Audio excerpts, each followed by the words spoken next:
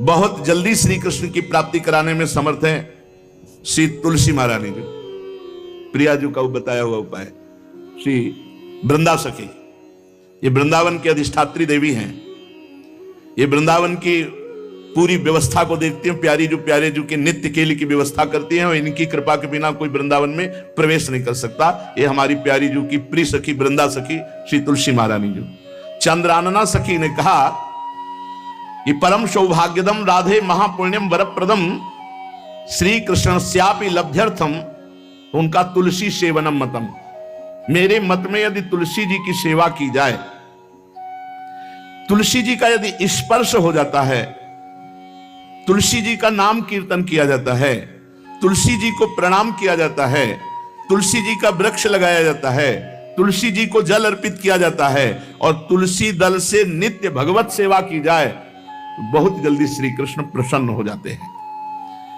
प्रतिदिन जो तुलसी जी की भक्ति करता है, तुलसी का पौधा रोप करके तुलसी जी का सिंचन करना, तुलसी जी को तिलक लगाना, तुलसी जी को माला पहनाना, तुलसी जी की परिक्रमा करना, तुलसी जी को प्रणाम करना, वो कोटि सहस्त्र युगों तक ऐसा महान सुकृत होता है कि भगवान श्री कृष्ण के नित्य समीप रहता है जो तुलसी जी की सेवा करता है।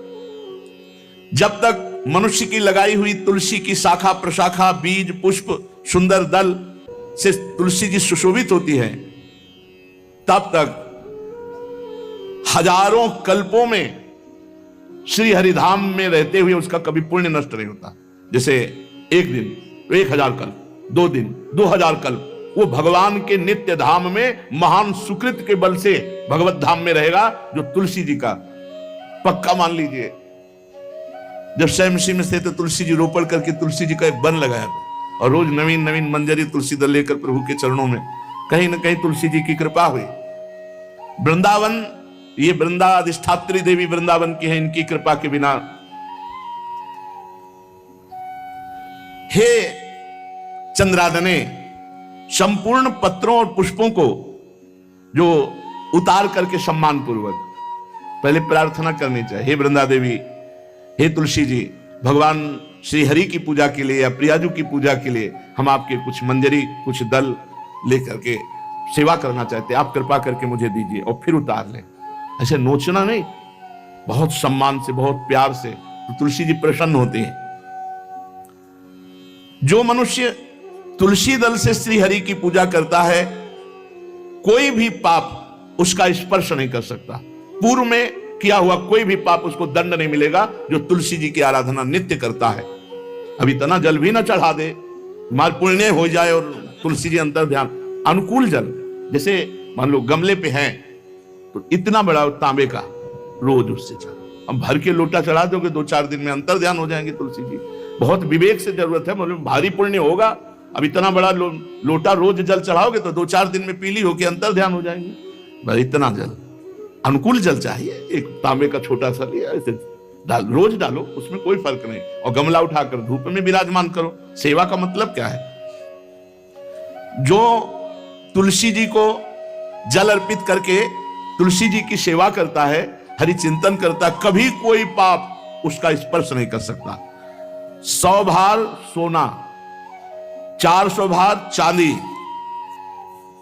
का जो दान करने का फल होता है, वो एक तुलसी दल उतार जो अपने द्वारा लगाई हुई तुलसी दल, वो हरि के चरणों में अर्पित करो। ये 100 भार सोना और चांदी बराबरी नहीं हो सकती। कितना महत्व है। जो रोज तुलसी दल चयन कर, द्वादशी को ना चयन करे, द्वादशी को मतलब बहुत बड़ा अपराध लगता है तुलसी दल का, इस मतलब तुलसी के वृक्ष का भी स्पर्श न करे। प्रणाम नमस्कार दूर से, एक भी दल नहीं टूटना चाहिए द्वादशी को। ऐसा हमने महापुरुषों से सुना है कि मंजरी और पत्र उतारना ये ठीक नहीं, बिल्कुल नहीं ठीक है। ब्रह्म हत्या का फल लगता है, अगर जो पाप लगता है अगर कोई द्वादशी को तुलसी चयन, बहुत सावधानी से।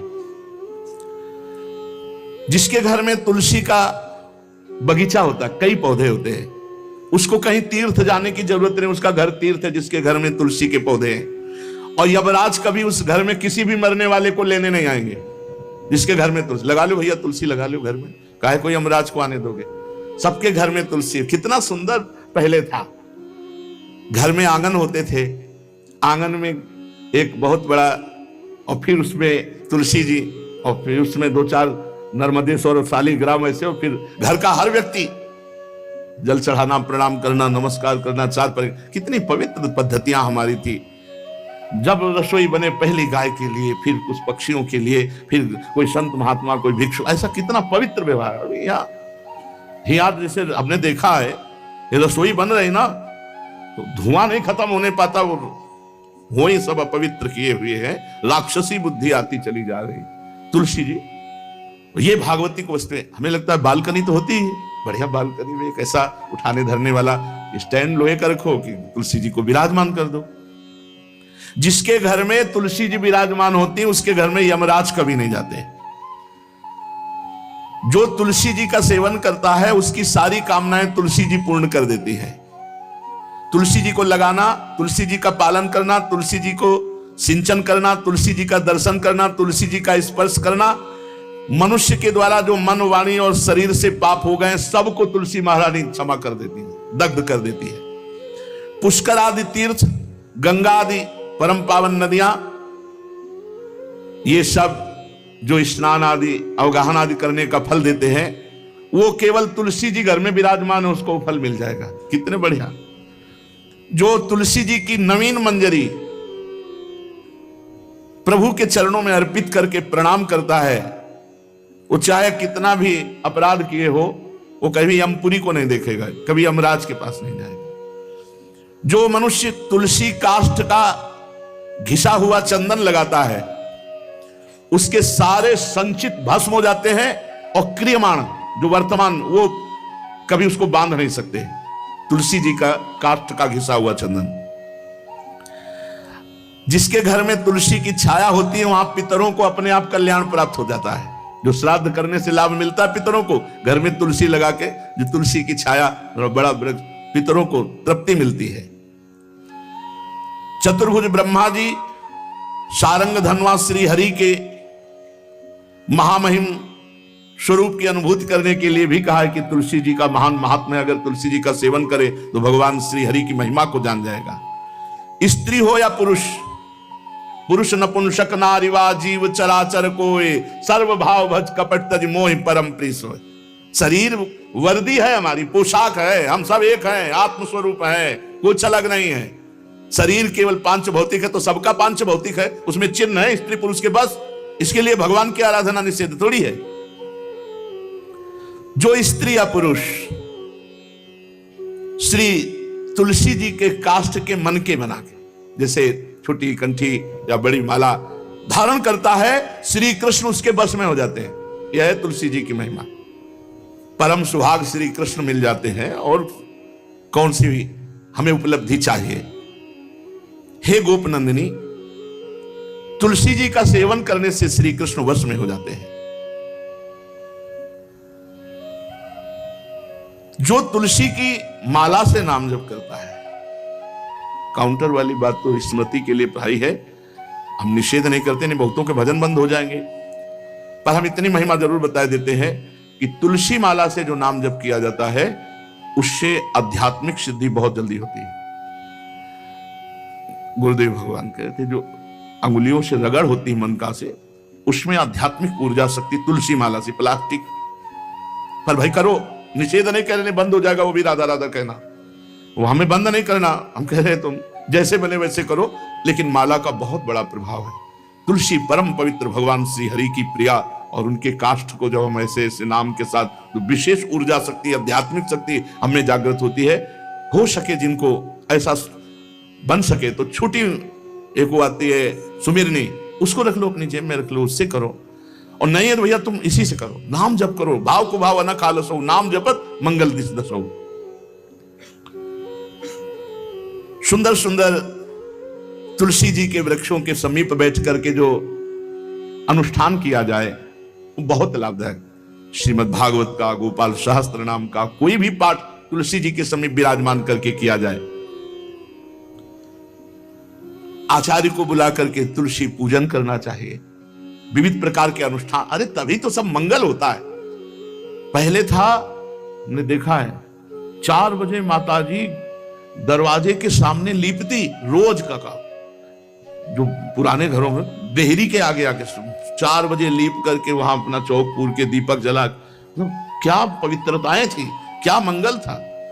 जब किसी को निमंत्रण दिया जाता था सबके पैर धोए जाते थे, सुंदर बिछौना बिछा करके और उसमें बैठकर पत्तल और रज के सकोरा कुल्हड़ ऐसे भोजन पाया। कितना पवित्रता, जो हमारी पूर्व पवित्रता थी, धोती कुर्ता चोटी पवित्रता। मान लो अगर बाहर जा रहे तो पैजामा कुर्ता, ऐसे बहुत पवित्र पोशाकें थी, पवित्र आचरण थे, पवित्र खान पान था। घर में जाओ तो एक पवित्रता, एक किसी भी घर में ऐसा नहीं था कि देव मूर्ति न विराजमान हो, किसी भी घर में ऐसा नहीं था तुलसी जी विराजमान न हो, 1-2 गाय जरूर होती थी, पवित्रता। अब तो बड़ा विचित्र, ये भारतीय गौएं जो श्वेत रंग की, जो अरुण रंग की, जो सींग वाली है, वो उनका आप दुग्ध देखिए, दूह कर रख दीजिए, स्वर्णिम कांति छाई मिलेगी। ये हमारी भारतीय पद्धति है, हविष्यान्न, इससे देवताओं का, भगवान का, सबका अभिषेक पूजन होता है। शुद्ध गाय जो हमारी भारतीय है, तीला है उसके जैसे निकला हुआ, वो भगवान ने सेवा की है। हमारे गोविंद भगवान का नाम ही गोविंद, गौओं के इंद्र। भगवान सुबह से निकल जाते थे, शाम तक गौओं को चराते थे। बड़ा असत्य और सत्य का विवेक होने पर साधक को संसार की तरफ से वैराग्य होने लगता है और उसका भजन पुष्ट होने लगता है। और जहां भजन पुष्ट हुआ तो नित्य निरंतर अपने चित्त में भगवान वासुदेव को देखने लगता। चित्त के अधिष्ठात्र देवता भगवान श्री कृष्ण है, वासुदेव। जब चित्त शुद्ध हो जाता है, उसकी पहचान है, न कोई अपना लगता है न कोई पराया लगता है, सब भगवत स्वरूप लगते हैं, अपना पराये का भेद मिट जाता है। जब चित्त शुद्ध होता है तो किसी भी पदार्थ के भोगने की इच्छा उसमें नहीं रह जाती। जब चित्त शुद्ध होता है तो उसका अनुराग केवल परमात्मा और महात्मा में होता है, पूरे संसार में कहीं होता ही नहीं। ये चित्त शुद्धि का लक्षण है। चित्त शुद्धि का उपाय विवेक और निरंतर नाम जप। चित्त शुद्धि का लक्षण राग द्वेष का अभाव, ना कोई अपना ना कोई पराया, और किसी भी विषय भोगने की इच्छा ही नहीं, आसक्ति तो सिर्फ परमात्मा में या महात्मा में। ये राग द्वेष किसे कहते हैं महाराज? जिस मनुष्य के, जिस पदार्थ के, जिस स्थान की ऐसी आसक्ति हो जाए कि इसके बिना जिया नहीं जा रहा, उसे राग कहते हैं। जैसे मां में राग, पिता में राग, पत्नी में राग, पुत्र में राग, धन में राग, मकान में राग, शरीर में राग, बहुत समझना चाहिए हमारा राग हो गया, जिसका बार बार स्मरण आए और बार बार खिंचाव हो हृदय से। जो हमारे ध्यान पथ में प्रभु की शिवा और आ रहा है, वो सब राग का ही किया कराया खेल है। द्वेष, इसमें मूल राग है। जिससे राग होता है उसी से द्वेष होता है। राग नहीं होगा तो द्वेष होगा ही नहीं। जब वो हमारे प्रतिकूल चलने लगता है तो द्वेष हो जाता है। प्रतिकूल पदार्थ, प्रतिकूल वस्तु, प्रतिकूल व्यक्ति, तो हमारा द्वेष हो जाता है। यही राग द्वेष जीव के जन्म मरण की श्रृंखला है और इसका मूल कारण देहाभिमान, अहंकार है। महाराज, साधक को समय किस प्रकार बिताना चाहिए? सबके लिए एक जैसा उपदेश नहीं होगा। पूज्य बाबा बोल रहे हैं, जो गुरु के पास रहते हैं उनको सब समय गुरु की सेवा में लगाकर भगवत स्मृति युक्त जीवन व्यतीत करना चाहिए। और जिनको गुरु का सानिध्य नहीं मिला उनको भजन में अधिक समय लगाना चाहिए। यदि गुरुदेव सेवा के लिए आदेश करें, वही सबसे बड़ा भजन है। यदि वो कह रहे हैं कि बैठकर भजन करो, तो अधिक समय भजन में लगाना चाहिए। अगर गुरुदेव सेवा, तो फिर सेवा ही भजन है। जो गृहस्थ हैं उनको अपनी गृहस्थी के कार्य को गुरु सेवा, भगवत सेवा मानकर करना चाहिए। यदि गुरु जी कुछ स्वीकार करते हैं तो ठीक है, नहीं सर्वस्व गुरु का है, ऐसी भावना करनी चाहिए। विरक्त उपासक को गुरु की अधीनता स्वीकार करनी चाहिए। गुरु की अधीनता से अपने आप सारे पाप, द्वेष, दोष, राग सब नष्ट हो जाता है। सबको यह तो ध्यान रखना है कि भगवती जो हमारी परम करुणामयी स्मृति स्वरूपा है, वो हमारे दिमाग में छाई रहे। महान तेजोमयी निकुंज देवी श्री स्वामिनी महामहिमामयी महारानी लाडली जो भगवती स्मृति ऐसी कृपा करें कि ये हमारी स्मृति में ही बस जाए, कभी स्मृति से दूर ना हो, चाहे हम सेवा परायण हो या एकांत बैठे हो। महाराज भगवान तो हमें दिखते नहीं, तो उनसे प्यार कैसे हो, उनकी शरण कैसे हो? भगवान तुम्हें दिखते नहीं, बड़े आश्चर्य की बात है, ये सब भगवान ही तो है। पूज्य बाबा अब उनकी ब्रह्ममयी दृष्टि है। चलो भगवान नहीं दिखते तो भगवान का नाम, भगवान की महिमा, भगवान के भक्त ये तो दिख रहे हैं, आप इनकी बात मानो, नाम जप करो, भगवान की लीला गुण गाओ, जैसे आदेश होता है वैसे सिद्धांत से चलो, भगवान दिखाई देने लगेंगे। जब तुम्हारे हृदय में शांति, आनंद, किसी के प्रति कोई भी द्वेष नहीं, तो जान लो अब भगवान प्रकाशित होने वाले हैं हृदय में। आनंद भगवान का स्वरूप है, शांति भगवान का, शांताकारम, जो आनंद सिंधु सुख राशि। जो भगवान को देखा नहीं और भगवान की शरण होकर नाम जप करते हैं, भगवान बहुत रीझ जाते हैं उनसे, वो तो देख ही रहे ना। महाराज जी आप बार बार भजन की बात करते हैं, भजन में तो नींद आ जाती है, फिर क्या करें? माला छूट जाती है भजन में। ऐसे बैठे रहो, प्रपंच सोचते रहो, नींद नहीं आएगी। 3 घंटा फिल्म देखते रहो, नींद नहीं आएगी। पता नहीं कैसा तमोगुण का प्रभाव है। बाबा कहते हैं कि जब नाम जप करने में नींद आने लगे तो जोर जोर से कीर्तन करने लगो। ये एकांत में करना चाहिए, सामूहिक जहां वास हो वहां नहीं करना चाहिए। नहीं पता चले कल मंजीरा लेके 12 बजे से शुरू हो गए तो साधक जो दिनचर्या में है उनको परेशान, मान लो बगल वाले कमरा वाला ध्यान साधक कर रहा है तो फिर आपका अपराध बन जाएगा। यदि आप मंजीरा लेके कीर्तन कर रहे हैं और उसके ध्यान में विक्षेप हो रहा तो अपराध बन जाएगा। इसलिए जो भी साधना करो वो ऐसी करो कि दूसरे साधकों को विक्षेप ना पड़े, अपने कमरे के बाहर आवाज ना जाए। दूसरा उपाय, खड़े होकर जप करो, ये बहुत बढ़िया उपाय है। इस नींद रूपी दुश्मन से लड़ो। ये खड़े होकर भजन करने का अभ्यास गायत्री अनुष्ठान में, नैष्ठिक ब्रह्मचर्य में, क्यों नई अवस्था में नींद ज्यादा सताती है। तो झोपड़ी थी तो खड़े होकर ऐसे झोपड़ी का ऊपर एक रस्सी ऐसे डाल लिए थे और ऐसे पकड़ लेते, कभी एक पैर के बल खड़े हैं, कभी बाएं पैर, फिर उठा लिया दाएं पैर, और मंत्र में एकाग्रता पूरी जपते हुए बहुत अच्छा लगता। 5-5, 6-6 घंटे, क्योंकि गायत्री का 24 लाख गायत्री का एक पुरस्चरण होता है। भक्त को चाहिए किसी भी स्थिति में भजन के समय में नींद ना आने पावे। बहुत लड़ना पड़ता है, नींद से बहुत लड़ना पड़ता है, एकदम गुस्सा जाते हैं। जैसे बड़ी सावधानी से जप रहे, पता नहीं कब गोल हो गए, माला छूट गया। जब देखा माला छूट गया तो एकदम गुस्सा, अब पूरा माला गया, अब फिर एक से शुरू करना पड़ा। जैसे मान लो आप 99 मनका पे पहुंच चुके हैं और आपका छूट गया तो अनुष्ठान में नहीं माना जाएगा, फिर वहीं से शुरू करो एक से। ये नहीं कि कहीं से भी पकड़ लो, ऐसे शुरू करो, ऐसा नहीं। जब अनुष्ठान किया जाता है तो अगर जितने पे छूटा, अब ये काउंटर दिखाने थोड़ी चलो, काउंटर आज चला है काउंटर में क्या है कि जितना करो उतना छोड़ दो। हमने गुरुदेव भगवान से, ये तो अभी कुछ समय से चला है, ये तो दिखाई नहीं दिया, पहले कभी दिखाई नहीं दिया, अब तो नई रचना है। नहीं तो छोटा माला वो हाँ सुमेरनी जिसे, और बड़ा माला, ये 2 ही थे तो चलाने के लिए। अब ये काउंटर भगवान की कलयुग महाराज की कृपा से आ गया है कि चलो माला नहीं तो इसको अपना माला से लोगों को शर्म भी लगती है, पूरा माला डाले ऐसे, बोले भगत बनता, इसमें अंगूठी की तरह पहने अपना। बढ़िया है, बढ़िया है, बहुत बढ़िया है। किसी तरह भगवत स्मृति, भगवान नाम जप हो रहा है बहुत, पर इसमें यह सुविधा है कि 50 में छोड़ दिया, छोड़ दिया। माला में नहीं छोड़ सकते। यदि अनुष्ठान चल रहा है तो आप बोल नहीं सकते, छोड़ नहीं सकते। मान लो आप 107 में पहुंच गए और आपने छोड़ दिया तो नहीं माना जाएगा, फिर एक से शुरू करो। अब जैसे आप माला जप रहे हैं गुरु मंत्र की, तो बीच में गुरु मंत्र की माला जपते हुए बोलना नहीं है। जो जैसे 11 माला का अनुष्ठान दिया गया उसमें बोलना नहीं। अगर बोला तो जहां से बोला वो फिर वहां से कैंसिल, फिर वहां से शुरू करो। या फिर उसकी पद्धति है, उस माला को ऐसे करके निकाल के मन का रखो, आचमन करो, भगवान से प्रार्थना करो, अत्यंत आवश्यक होने पर बात करो, फिर प्रणाम करो, फिर उसके नीचे वाली मनका से, जहां से रखा है नीचे वाली मनका से शुरू कर दो। ऐसे नहीं कि ऐसे खड़े बात कर रहे हैं फिर घुमा रहे हैं, तो क्या फर्क पड़ता है? दिमाग में क्या फर्क पड़ता है? कौन सा परिवर्तन हो रहा है? जो हमारी वैदिक सिद्धांत पद्धति है उसी से लाभ प्राप्त होता है। महाराज, जो नींद है उससे लड़ना पड़ता है।